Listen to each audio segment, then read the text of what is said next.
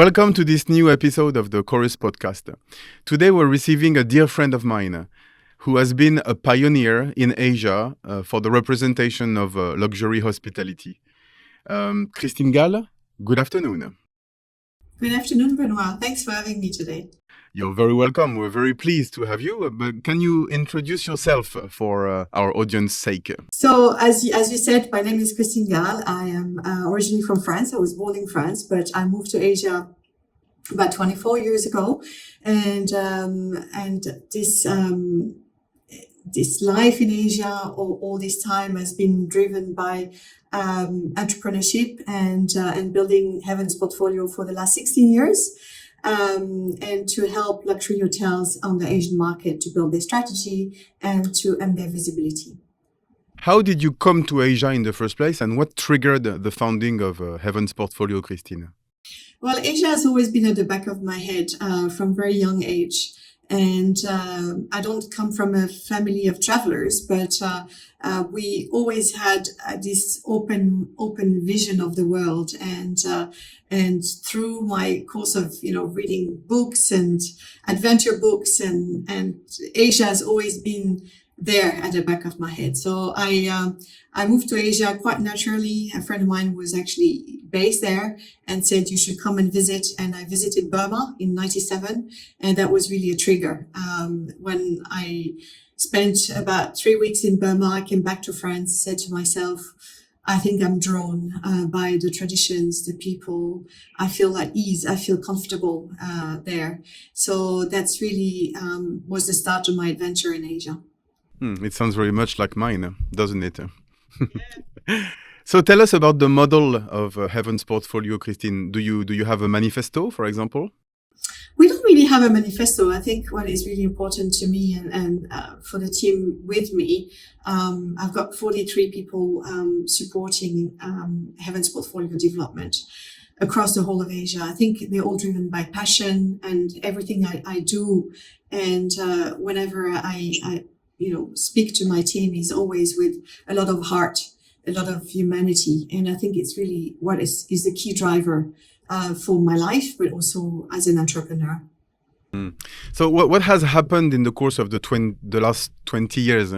I don't want to make you sound older than you are.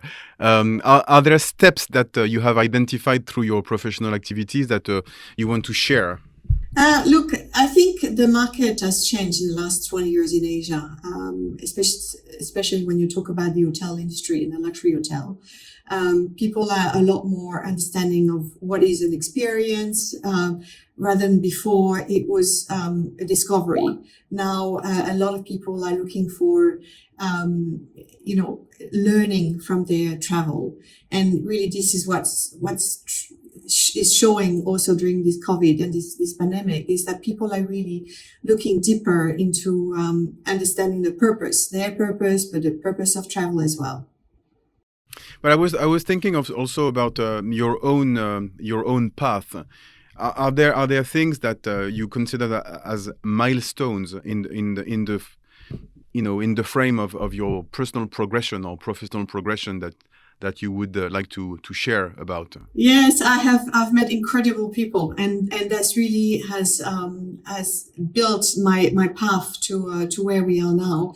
In fact, I was not from the hotel business at all from the beginning. I fell into the hotel business when I met with the Chiva-Som management team, the managing director and the owner of Chiva-Som, which is close to 20 years ago now. And really has transformed my life in many ways.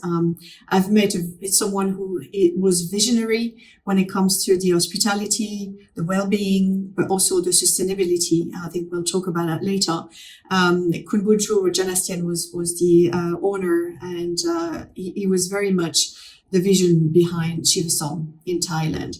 And this is really where I started to touch and to feel what was the hospitality and the luxury hospitality. And this encounter, this experience, when I was at the head of sales and marketing for them for 4 years in Thailand, really helped me shape who I am today and what Heaven's Portfolio is all about. because this is how it started. Basically, in the course of while I'm married to a hotelier, Christopher, who is a nomad, if I can say like that. He had a lot of dreams, and he wanted to move about and travel, and I did travel with him. And when I said to Khun Boonchu that I wanted to move to Singapore and follow my husband to be, he said to me, you're part of our family. You built Chiva-Som for the last 4 years, and it's something that you cannot leave. Why don't you start your own business? And this is really what happened. The managing director Joy and Khun Boonchu said, push me in the big pool. And I was forced almost to start up Heaven's portfolio in my living room in Singapore. I had one computer, and I had lots of passion, lots of energy, and I really didn't have a business plan. I didn't know where I was going. I just started with a lot of my passion and heart. And with Chiva-Som, which was my first client. Yeah, it's one of the beautiful things that I have also experienced personally on several occasions, actually, in the hospitality or the hotel or travel industry altogether. There are a lot of such stories where a mentor or someone who believes in you is actually going to push you, and to put you on the path of your own success. And it's not a one-way street. It's a two-way street. It takes two to tango in any relationship. But obviously, it has to form what life is all about. You can't plan it all. It's sometimes a path that you take and meet someone, and then it brings you to another path. That's the beauty of life. That's the beauty of life, but allow me to go back to that. It's also the beauty of our industry because it's people oriented, and that's one of the reasons I actually wanted to interview you today, is because you are someone who shines through, particularly through your sincere interest, and I would go as far as to say love towards the people who you appreciate. And I think it's a very important part of why the hospitality industry altogether is a great industry to work in, because those stories happen all the time, but not everyone has the chance to actually find someone who's going to put you on the path of a new career. So in the meantime, obviously you've progressed a lot since you took over Chiva-Som's sales and marketing activities. So now today, in 2021, your portfolio under Heaven's portfolio is quite impressive. Many of the brands are relatively new. Some of them derive from household names in the fashion or jewelry industry. What is your take on how the hospitality industry became since you started? It's interesting, Benoit, because when I started in my living room with that one Chiva-Som that at the time was very unique, because 20 years ago, talking about a resort that was wellness and well-being, and where you can only use your phone in your room, and you cannot. There's a lot of rules and regulation just for the sake of your own well-being, was quite a challenge. It was not as mature as now people thinking they're going to go for a retreat to take care of themselves. So when I started it, I said to myself, I really want to work for experiences and very unique experiences.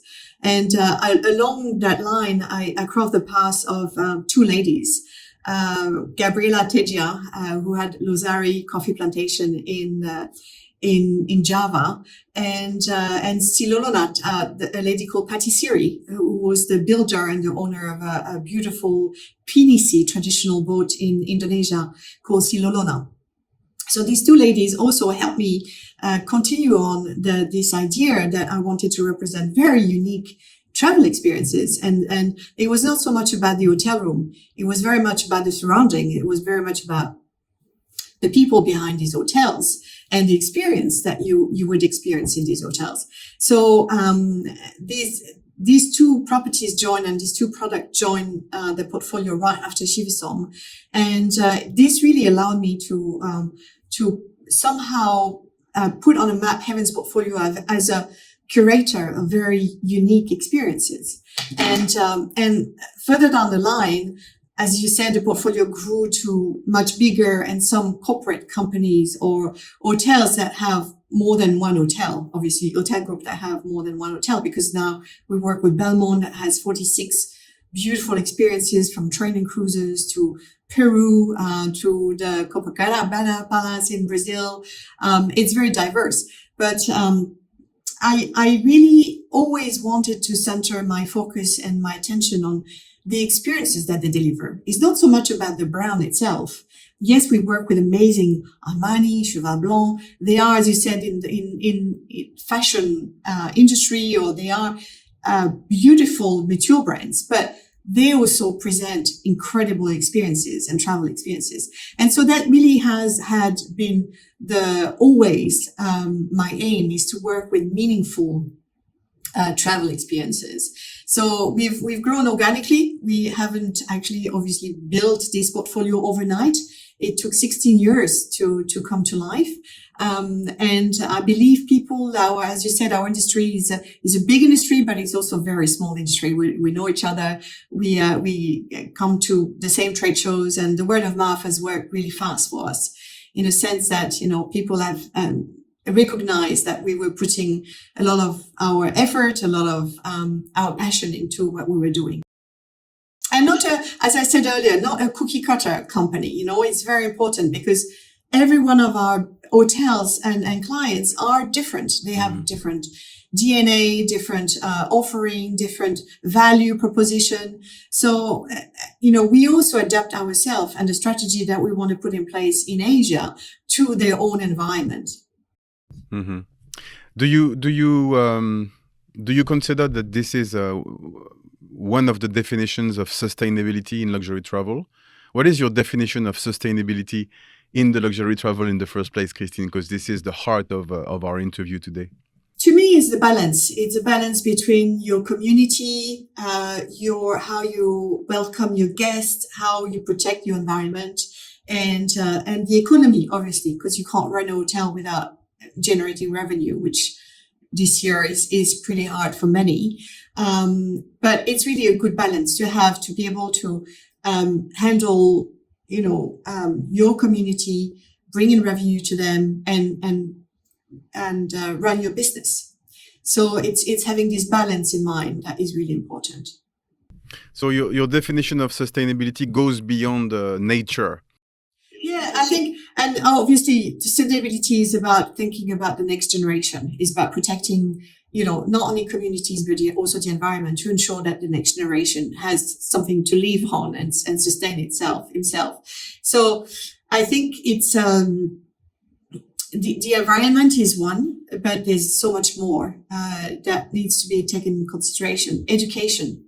You can't just think about sustainability without educating the little one to the importance of protecting not only the world and the nature, but also your peers, and build up a community that is strong enough to go towards a better future. I think it's a whole. If you only look at sustainability from one angle, which is protect your environment, you're mistaken, because you run after utopia. Because eventually we all live on this planet and use up a lot of resources. But if we do look at it from a community angle, from an educational angle, it really makes it very different. So, Christine, have you implemented these ideas in your own professional community? How much of a trigger do you think you can be in your own environment? I think we all have our little stone to place on this wall and of sustainability. And just at the beginning of the pandemic, I realized very fast that we are very privileged, but not many people and other people in my community are that privileged. So I quickly identified that a lot of foundations were going to be in trouble because simply funds are drying up. Because the pandemic is pushing people to recenter themselves and maybe close up themselves. So they're not as concerned about helping others because they're very worried about their own environment, their own, family, and own loved one. So I, at the very beginning, I said, we've got to do something, we've got to help. And that really, it was always there, all along. I've always wanted to help, but we accelerated it during the pandemic, and we started to support 4 foundations. In fact, distinctively one in Cambodia, the Children Cambodian Fund, some little girls in India who really were in need of dear support for education, and all this can be found on our credential on our website. But we've also helped rehabilitating the mangrove in Bali. So we most recently supported the Rotary Club to replant and regrow the mangrove in Bali. And the next one is in Philippines, where we also identified that orphanage are running low on funds and need some support. So we help financially, and I did encourage my team to support as well and to do their share. But beyond the financial support, we also helped with what we know how to pursue, which is build up visibility, create more visibility for these associations and funds on social media and to our network. So basically, instead of just giving them only money, we are supporting with bringing their name at the forefront of our industry. Started to build up a small campaign trying to bring these kids in front of live on Zoom, like we do today. Our world is virtual. We bring them in front of, iconic location in the world, such as, the Eiffel Towers. We've got some of our hoteliers zooming in and showing these kids the Eiffel Tower glittering. And for them, it's phenomenal, because this is a mean to travel and to get their world, their eyes open and their brain open to the world. So what I'm trying to say is that it's not necessarily only about money. It's about the time and your expertise that can be put at such benefit for other people. So I think a lot of people think about sustainability, helping a community in a way that is only monetary driven, but it's a lot more than that. I appreciated the fact that not so long ago you posted on your LinkedIn account a small take of what you did in Bali. You actually took the trouble to advocate personally for everyone's responsibility and everyone's power in doing something, in trying to change things. Can you elaborate a little bit? Yeah, I think because a lot of people think, I can't do so much more, or I can't do much because I've lost my job, or because our industry is in distress, or I better keep my funds or my time to build myself up. I think everyone has the ability to do something, even small. And this is really what's going to get us out of the pandemic, and it's what's going to get us to support our environment, our community. And again, it doesn't have to be only money driven. It can be a bit of your time, a bit of connection, a bit of collaboration, a bit of connecting the dots. LinkedIn is a good way. Facebook, WeChat, all these social media platforms are also here to help to get the word out. And we should be able to use this platform to spread the word. And by doing so, we put our little stone to the big monuments that should be the humanity. And, I think humanity is a very deep subject. And I think the pandemic is actually showing us and making us reflect on what is humanity? How can we support each other? And the only way we're going to be able to support sustainability, get us out of this troubled time, is by being more human, by being more collaborative. Absolutely. We have amazing tools to be able to collaborate. And we can talk about that later in terms of sustainability and how hotels are putting this in place for their own environment. I wanted to ask you precisely, do you feel that the hospitality industry is active enough about all these best practices that you've mentioned earlier? Or do you think that they are a convenient topic to exercise corporate social responsibility without too much trouble? I think it's so much better than it used to be 10 years ago, for sure. And I do believe that a lot of the big corporations have the mean and the willingness to do more and to implement a lot of modalities in their own environment. Of course, it's probably not enough, and there's a lot more that can be done.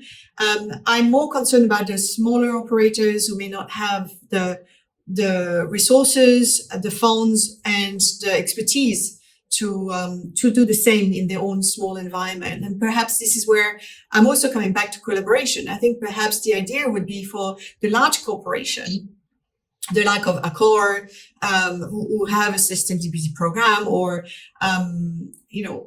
others who have already a systematic plan when it comes to sustainability, to help others in a small sphere, because and to show them the path in terms of their expertise, what they've learned, and give them the guideline on how to implement it at their own level.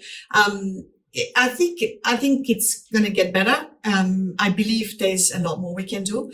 But if you look at, again, I'm going back to Chiva-Som because it's really something that I'm impressed in the way they evolved.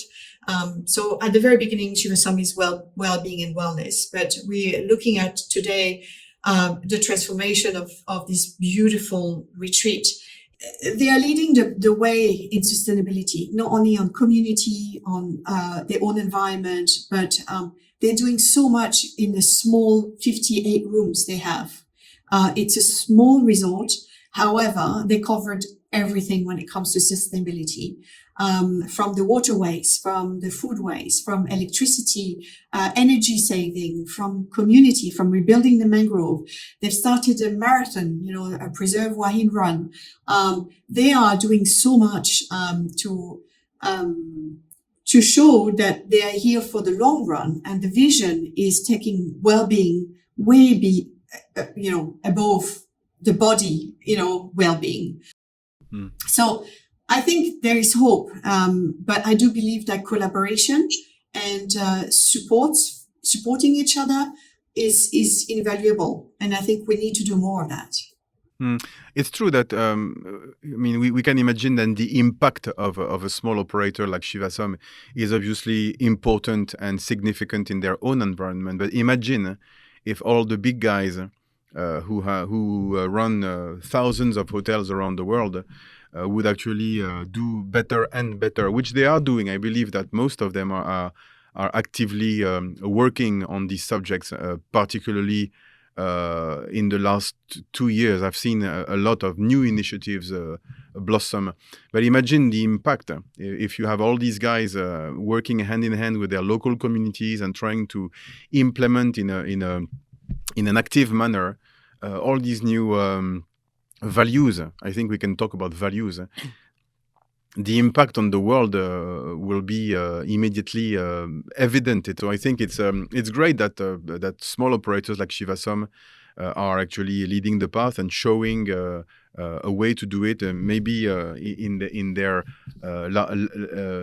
larger frame. They are in Hua Hin, right? Is it? Yeah. So Hua Hin, for example, is already a cluster of big, nice hotels from brands which are present all around the world. So, if Chiva-Som can be an inspiration to them, that's great.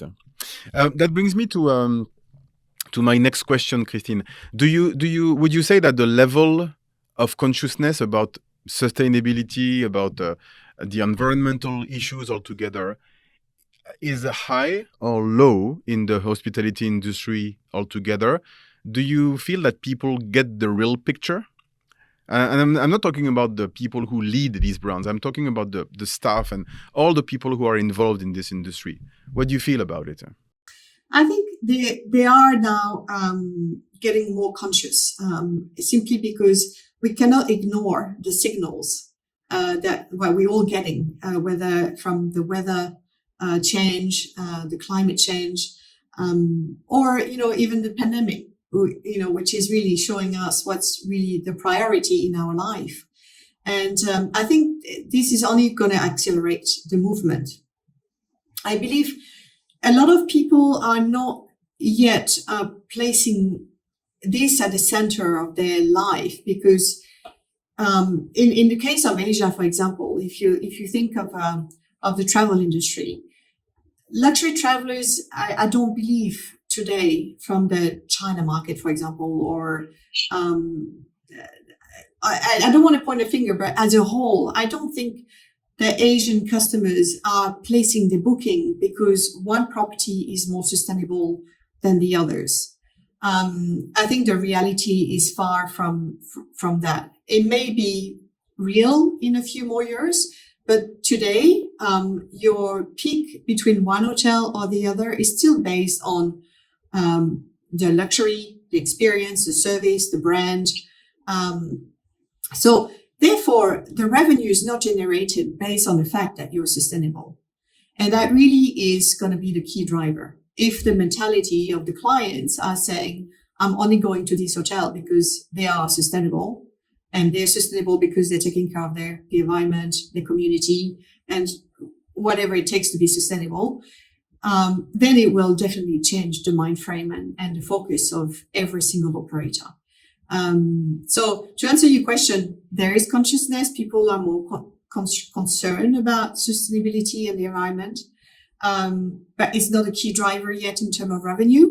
Therefore, it's not done to the extent of changing dramatically the scenery. But don't you find that the current crisis is an opportunity for change? Sure.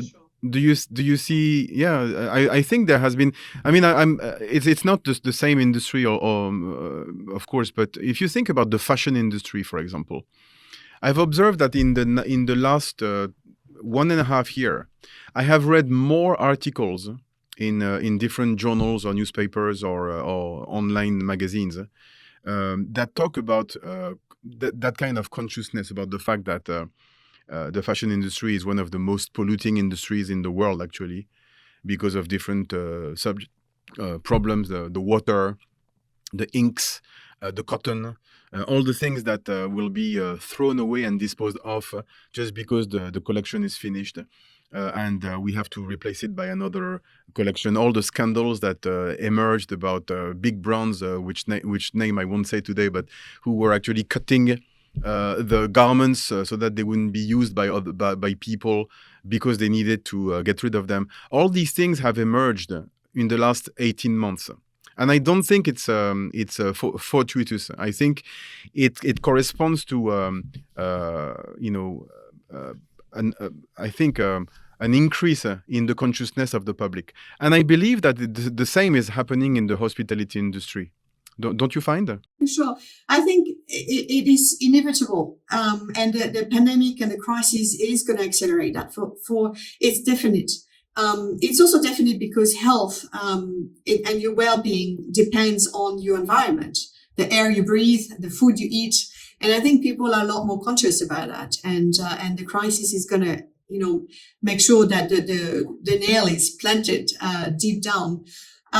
It's just that at the moment, we're more concerned about getting ourselves out of this crisis, and that perhaps we need to generate a little bit of strength and money and revenue to be able to overtake and do more in that respect. Because, notwithstanding the fact that this pandemic has been driving our hospitality, I'm talking about the hospitality, I'm not talking about the fashion industry, but the hospitality to an art, and revenue is very limited.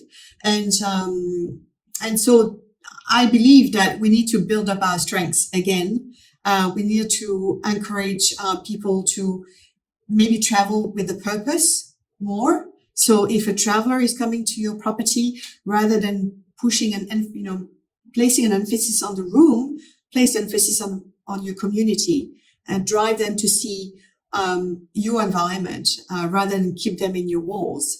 I think this is really something that we see already, and we also see the consumer and the travelers more looking for travel with a purpose. So I think travel with a purpose will lead the path to this consciousness and increase in sustainability.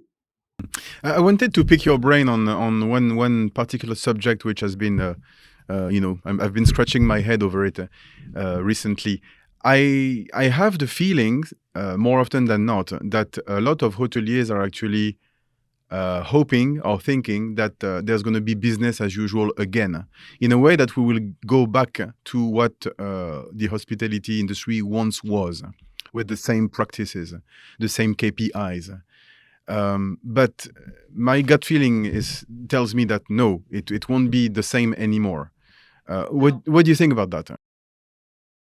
I agree. I think this is changing travel for a long time, and it's changing. I mean, I've had this debate recently with a hotelier who said, "No, we're all going to go back to normal, our old habits, and we're going to travel again like frantic." I believe people will spend more time. I mean, they will have longer stay, and they would want to have a much bigger purpose for their trip. So it's not going to be a trip, oh, I'm hopping on a plane for 2 nights in Thailand or Bali. It'll be more complicated to travel in, obviously with PCR tests, and, you're going to have a lot more paperwork on hand. People are going to be more conscious about the fact that flights changed, at the last minute. So therefore, they will probably want to travel longer. And they will probably I think the hotel will have to adapt the offering to keep them occupied for a longer time. So it's not going to be the usual traveler, lying by the pool the whole entire day. It's going to be a traveler who want to celebrate life, discover other things, learn about themselves maybe. So it's going to be a self-discovery. Is going to be a lot more profound. It's going to be less travel for the fun of traveling. It's going to be a travel with a real purpose, I think. So how do you feel things will change? I mean, you've got a great experience in terms of luxury hospitality. You frequent our colleagues from the hospitality industry on a daily basis. You help them sell their properties. How do you see change happening concretely in terms of the hotel operations, in terms of sales and marketing? How these brands and hotels project themselves in the social media, everything that you can think of. I'm very interested to know what your discussions are on those topics with them. Well, I can relate to one of our beautiful hotel clients in Malaysia called the Datai. And Datai has a program called the Datai Pledge, which is really very much their pledge towards the environment and the community. And it is through, the preservation of the coral, the preservation of the wildlife on the property. It has so many aspects. Now, one of the things that they have produced is a very emotional movie about the Datai. And I think one of the aspects in terms of sales marketing that hoteliers need to never neglect is the fact that you appeal to emotion. And today, people's emotion is driven by nature, by something that is making me feel happy and good. It's about organic produce. It's about going back to the roots, going back to being a beautiful human being, and I think, this sustainability program that they are building is somehow fueling emotion. And it's really about we don't show the room. We show the nature. We show the way people feel when they enter the property, the way people feel when eating organic produce that are produced by the community. So it's very much the senses. So you appeal to not only the visual sense, but all the senses that comes with being a sustainable property. So I think once hoteliers understand that you cannot present your property through a PowerPoint showing the beautiful feature in the rooms, but share the beautiful emotions that staying in your property means, then, everything's going to follow. And people would probably want to purchase and book a hotel because they're protecting the environment rather than the beautiful room that they are going to be staying in. So I think it has to do with really appealing to the senses and to the emotion of the travelers. Do you think it's the reason why user-generated content is more and more prevalent? I mean, not only is it more and more produced, but it seems to be more and more utilized by brands, whether they be from the fashion industry or car industry, or in our case, in the hospitality and travel industry. Do you think this is the reason why it's working so well? I think we're lucky because we are able to also showcase our industry in a different light. And we're able to be more emotionally driven when we present our hotels. So, also one of the things that is to me important is that you're able to showcase it on more medium. So, social media, if you think about it during the crisis, has exploded. A lot of people spent a lot more time on social media. So you have a support that is able to broadcast your message a lot more. So if you think about the China market, we have WeChat, but now we have so much more. We have Weibo, TikTok, Little Red Book. There's so many different platforms where you can showcase these videos and these emotions. I think what's really important is that you need to be able to convey the message quickly. I think time is of essence. So if you are able to convey in a really short time that you are not only a beautiful hotel, but you also are sustainability driven, or you are bringing so much more than a beautiful hotel room, then you win a lot of points. I think it's about also how you utilize the content and how you are going to the point.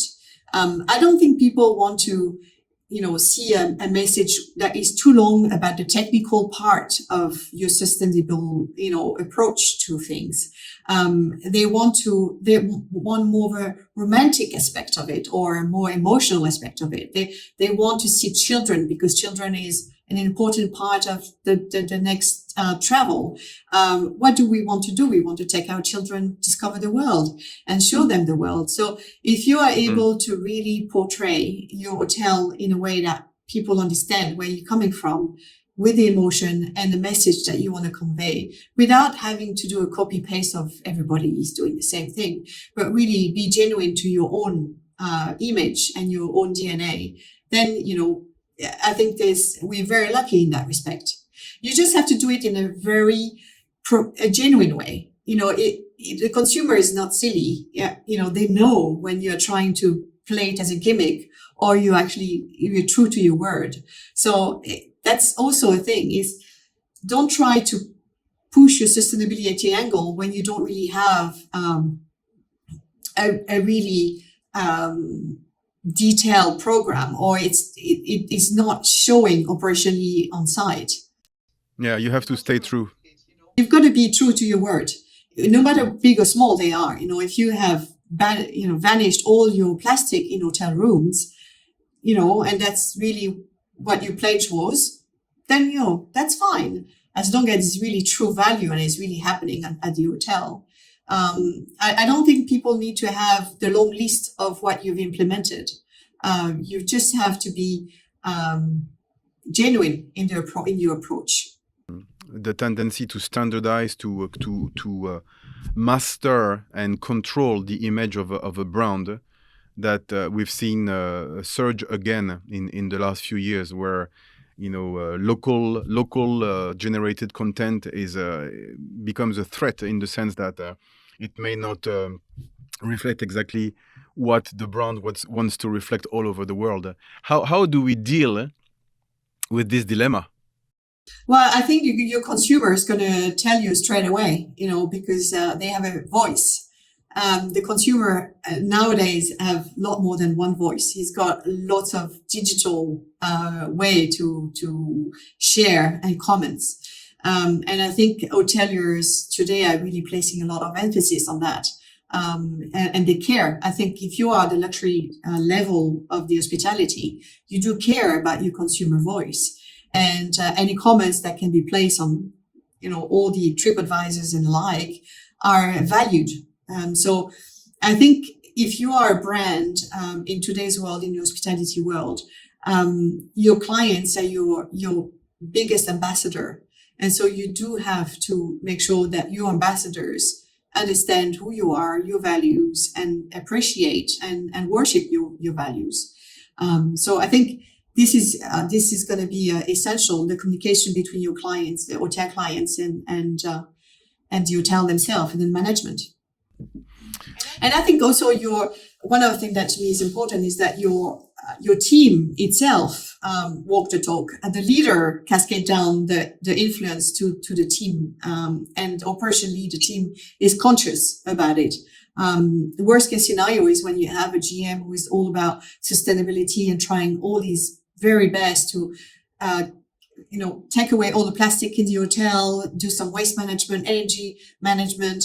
And then suddenly he sees his team members throwing garbage outside of the property.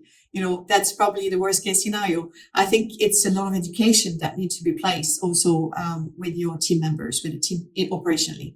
It gives me the opportunity to ask you my next question that I wanted to touch on. It was about leadership, about personal leadership. Would you find that the COVID-19 crisis has reshuffled the cards in that respect, and that how did that come to play according to you, and how do big leaders, you were talking about that general manager, for example, empower people in maybe lower hierarchic levels to be leaders themselves, and to then spread the best practices around them in their organization? I believe the only way to respond to that is to implement KPIs and to have a clear indication of progress within the team. So if your KPI and your revenue is evaluated based on on the pillar of the company and how you help to achieve this pillar, to achieve this foundation, this core value, then we'll make a lot more progress. And I think without KPIs, it's very difficult to evaluate the impact of your leadership. It's a good response. Yeah, we need to measure. Yeah, just like everything else. I'm also dying to ask you a question. It's a bit tongue in cheek, and I hope you will pardon me. I know that you have a lot of ladies in your team. I mean, when we know you and when we know the staff at Heaven's Portfolio, it's you cannot help but notice that. So do you think that it's easier to instigate a set of values revolving around sustainability to women better than to men? Are women more naturally inclined towards these notions? No, I don't think so. I call them my angels, actually, because of the company name. So regardless they're male or female, they're my angels anyway. And no, I don't think so. I think it's the values are human values, that regardless of your gender. And I think sustainability goes in the same way. If you have strong human values and you really care for your environment and for your people and your community, then it doesn't really matter. The reason why I've got so many ladies in my team is I've grown organically with more ladies applying for the job than gentlemen. So that's the only reason. I love men. I've got two of them in my company still. Good. I am reassured. All right. So I propose that we change subject a little bit and go back to what you do every day, which is to sell and to promote experiences. There are few territories which remain unexplored on Earth today, Christine, and those seems to be systematically the latest hotspot for the top social layer, who's often driven by the notion of exclusivity. No place seems more desirable than uncharted territories. We could see that recently with the craze that hit the North Pole expeditions, for example, or even more recently with all the hype and the buzz that came along with Richard Branson's space travel. So, Christine, is planet Mars the last such territory? Look, Benoit, I think going to Antarctica or Mars is something that may aspire to some of the high net worth individual because of the scarcity of the limited space and the limited amount of travelers being able to undergo the trip. My hope for post-pandemic is that people will be going back to a more simple, natural path and want to discover really what's to discover on the planet. My other hope is that it's not going to be a mass travel that we could have seen in the past, and that government will be able to regulate a bit better where people go. And most recently, you've seen the large cruise ship not able to go to Venice anymore. That was great news. And I think we're going to go more and more towards this trend whereby governments realize the impact of tourism on their country and on the world, on the nature. So I think we're on the right path. I think you'll never be able to stop the high net worth individual, especially the nouveau riche, to really aspire to do things that nobody can do, because this is, I need to tick that box and I need to be the person on social media showing off. But I do have hope in humanity, and I do have hope in the fact that they're getting more information about the impact of travel on the world and how you can reverse it to be positive rather than negative. So I'm hoping that this pandemic and people will react differently, and that we are going back to more nature, more simply, simple things when it comes to travel. Would you say that it's traveling less, but traveling better? For sure. I think people will definitely, because it's going to be at the beginning a little bit more complicated to travel to one destination or the other. I think people will travel longer, and they will probably travel for a more meaningful, in a more meaningful way. So I do hope so. Let's see 10 years down the line, if it really has profoundly changed our pattern. I think our children will tell us that as well. But traveling less, but better, Christine, that may also mean that the volume of travel and the revenue that derives from travel will diminish. That will certainly not please the multinational hospitality brands, which growing footprint in the last decades has been enabled by a constant growth model. Growth of bookings, growth of revenue, growth of capacity. Do you think the KPI must change? I think it's wrong to think that. I think people would travel longer and spend more. Okay.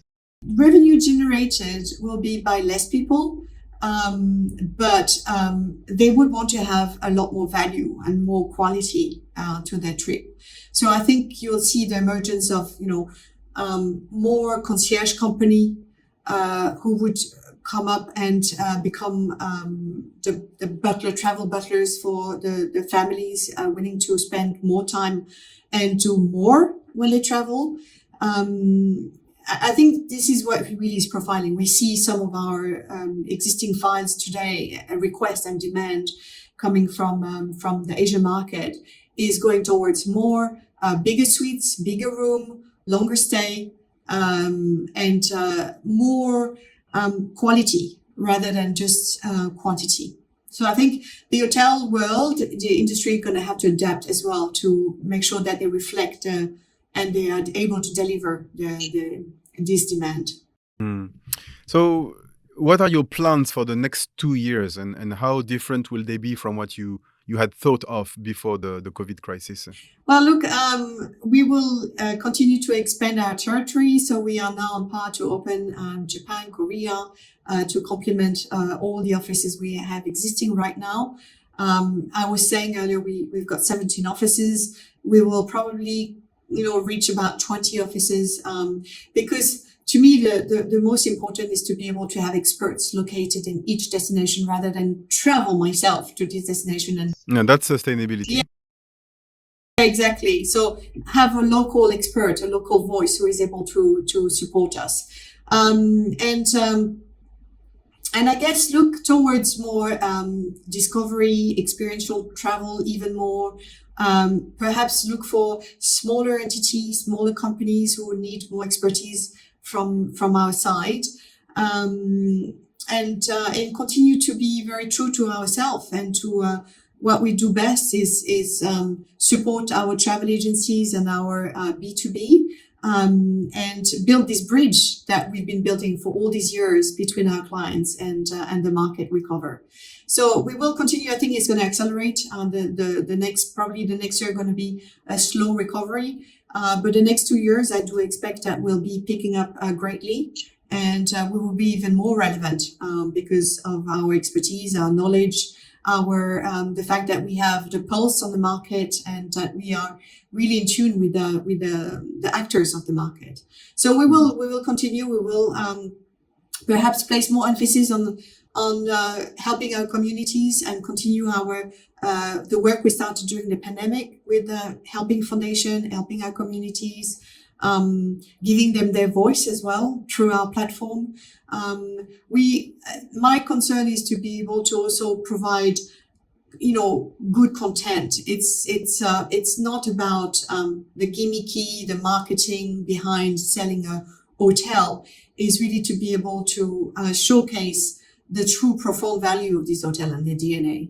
So I think we'll place a stronger emphasis on that. I'm actually already starting saying to hotels, move away from your traditional PowerPoint, your traditional room size, explaining your fact sheet, because people don't want to hear about that. They want to hear about what it is that is going to be transforming them when they go to this hotel or the other. So I think we will continue that way in the coming years. You have thought about it quite a lot, Christine.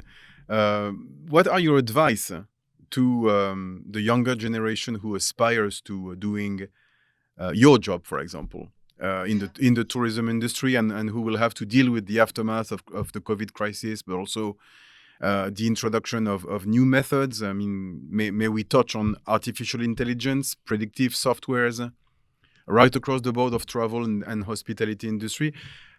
Are we at the end of a golden era, or are there more things to look forward to? Will your profession change in the next 5 to 10 years? Yeah, for sure. I think it's going to change. I don't think it's the end of the golden era. I think we have a new era to build. It will be built on different foundation, different value proposition. I think my message for the new generation, and I was chatting with my little girl who was only 8 years old, and she loves travel. She's an avid traveler, and she was writing her list where we're going to go after we are able to travel. And I said to her, it's not so much about all the places we're going to discover, it's what you want to discover. So, and I believe we're going to have to adapt to the consumer. And we're going to have to be open-minded. I think one other thing to me that is really scary is that social media somehow tend to also close ourselves up on, we live in our little bubble in our little world. And I was hoping that social media will enlarge our world, because communicating is not only through social media, it's also communicating with, being face to face. So I'm hoping all this Zoom, this virtual world is not going to last too long in terms of building relationship and opening our heart. So I hope we can utilize this, but on the other hand, never stop using our humanity and our values, our emotions, the sensation of what it is to travel, to feel, to taste, I hope we're not going to be a virtual, living in this virtual bubble for too long. So my advice is use your resources as the digital world is offering you. Never stop, dreaming to improve your world, and when it comes to leadership, always think about the fact that you're not alone. You have a team with you, and empower them, show them the way, show them, what it is to be sustainable in today's world. I have the habit of asking our guests about books or movies or works of art which have inspired them into becoming who they are and into maybe choosing their job. Who or what has inspired you to become who you are today, Christine? When I was little, I had this book which was beautifully illustrated by Jules Verne, which was about travel. So you had this around the world in 80 days, right? So yes. The book that to me triggered imagination and dream to discover the world. Today we can go around the world in 2 days. Yeah, it's true, but it'd be a shame. But isn't that symbolic precisely that we should actually aspire to going around the world in 80 days again, taking time. And I think, yeah, you're right, taking the time and open our eyes, and I think really we shouldn't be superficial. We should look into things in a more profound way in anything we do. It's not so much about the gaining revenue. It's about also thinking about the long term and how, as human, you're impacting your life as well as other people's life. Well, that concludes beautifully the interview today. Christine Galle, thank you very much. Thank you, Benoit. Thank you. Take care.